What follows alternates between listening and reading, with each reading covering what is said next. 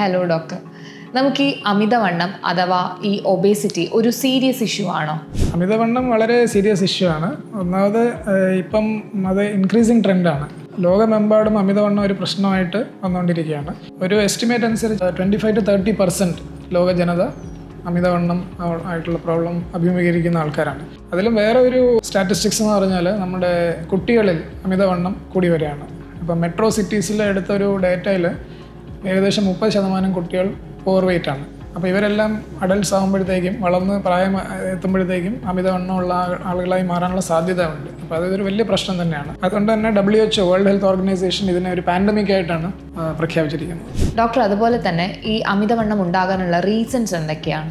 അമിതവണ്ണം ഉണ്ടാകാനുള്ള main reason calorie imbalance നമ്മൾ പറയും. അതായത് നമ്മൾ അകത്തേക്ക് ചെല്ലുന്ന കാലറി കൂടുതലും നമ്മൾ കത്തിച്ച് കളയുന്ന കാലറി, അതായത് സ്പെൻഡ് ചെയ്യുന്ന കാലറി കുറവും ആകുക. അപ്പം കാലറി പോസിറ്റീവ് ബാലൻസ് അത് ബോഡിയിൽ ഫാറ്റായിട്ട് ഡെപ്പോസിറ്റ് ആകും. ഇതാണ് സിമ്പിളായിട്ട് പറഞ്ഞു കഴിഞ്ഞാൽ. പിന്നെ ചില അസുഖങ്ങളുണ്ട്, ചില മരുന്നുകൾ, ചില ട്രീറ്റ്മെൻറ്റ് രീതികൾ, അതൊക്കെ അമിതവണ്ണത്തിനൊരു കാരണമായി മാറാം. പിന്നെ ചില സൈക്യാട്രിക് ഡിസീസസ് ഒക്കെ ഉള്ളവർക്ക് ഫുഡ് റിലേറ്റഡ് സൈക്യാട്രിക് ഡിസീസസ് ഉണ്ട്. അപ്പം അങ്ങനെയൊക്കെ ചില കാരണങ്ങളുണ്ട്. പക്ഷേ പ്രധാനമായിട്ടും ഇത് കൂടുതൽ ഭക്ഷണം കഴിക്കുക, അല്ലെങ്കിൽ ഹൈ കാലറി ഭക്ഷണം കഴിക്കുക, വ്യായാമക്കുറവ്. ഡോക്ടർ, അപ്പോൾ ഈ അമിതവണ്ണത്തിൻ്റെ ചികിത്സാ രീതികൾ എന്തൊക്കെയാണ്? അതോടൊപ്പം നമുക്കിതിനെ എങ്ങനെ പ്രിവെൻറ്റ് ചെയ്യാൻ സാധിക്കും? അതെ, ചികിത്സാ രീതിയിലേക്ക് പോകുന്നതിന് മുന്നേ അമിതവണ്ണം പ്രിവെൻറ്റ് ചെയ്യുന്നത് എങ്ങനെയാണ്? അപ്പോൾ പ്രിവെൻറ്റ് ചെയ്യുന്നത് എങ്ങനെയാണെന്ന് വെച്ചാൽ ഇത് തന്നെയാണ്. നമ്മൾ ഭക്ഷണം ക്രമീകരിക്കുക, അതിൻ്റെ സമയം, അതിൻ്റെ ക്വാണ്ടിറ്റി, ക്വാളിറ്റി, അതേപോലെ തന്നെ വ്യായാമം കൂട്ടുക, എക്സസൈസ്, ഫിസിക്കൽ ആക്ടിവിറ്റി കൂട്ടുക. ഇപ്പം ഫിസിക്കൽ ആക്ടിവിറ്റി കുറഞ്ഞു വരികയാണ്. ഇപ്പോൾ ഡിജിറ്റൽ എറ എന്ന് നമ്മൾ പറയുമ്പം എല്ലാവരും മൊബൈലും കുട്ടികൾ പോലും പുറത്തിറങ്ങി കളിക്കുന്നില്ല. അപ്പം ഫിസിക്കൽ ആക്ടിവിറ്റി കൂട്ടാതെ അമിതവണ്ണം കൺട്രോൾ ചെയ്യാൻ പറ്റില്ല.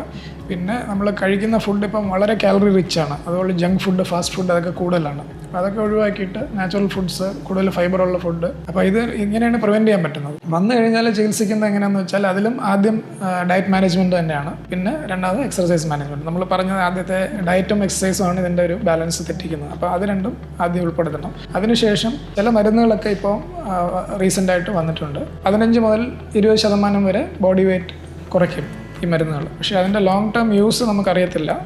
ചിലർക്ക് സൈഡ് എഫക്ട്സ് ഉള്ളതുകൊണ്ട് കണ്ടിന്യൂ ചെയ്യാൻ പറ്റില്ല. പിന്നുള്ള പ്രശ്നം എന്ന് പറഞ്ഞാൽ കോസ്റ്റാണ്. ഇതിലൊന്നും നമുക്ക് കൺട്രോൾ ചെയ്യാൻ പറ്റിയില്ല. അല്ലെങ്കിൽ അതായത് ഈ നമ്മുടെ BMI വളരെയധികം കൂടുതലാണ്. 40-50 മുകളിലുള്ള BMI ഉള്ളവർക്കാണെങ്കിൽ ഈ മരുന്നുകളും എക്സസൈസ് കൊണ്ട് മാത്രം ചിലപ്പം നമ്മുടെ സേഫ് സോണിലേക്ക് വരാൻ പ്രയാസമായിരിക്കും. അങ്ങനെയുള്ളവർക്ക് ശസ്ത്രക്രിയ ആവശ്യം വരും. അതിന് ബേരിയാട്രിക് സർജറി എന്ന് പറയുന്ന ശസ്ത്രക്രിയ ഉണ്ട്. അതിൽ പല ടൈപ്പ് സർജറീസ് ഉണ്ട്. അത് വളരെ എഫക്റ്റീവാണ്, സേഫുമാണ്, ഒരുപാട് സർജറീസ് ചെയ്യുന്നതാണ്. അത് ലോങ് ടേമിൽ നമുക്ക് വെയിറ്റ് കൺട്രോൾ ചെയ്യാനുള്ള ഏറ്റവും നല്ല മാർഗ്ഗം സർജറിയാണ്. അങ്ങനെ വളരെ അധികം BMI ഉള്ളവർക്ക്.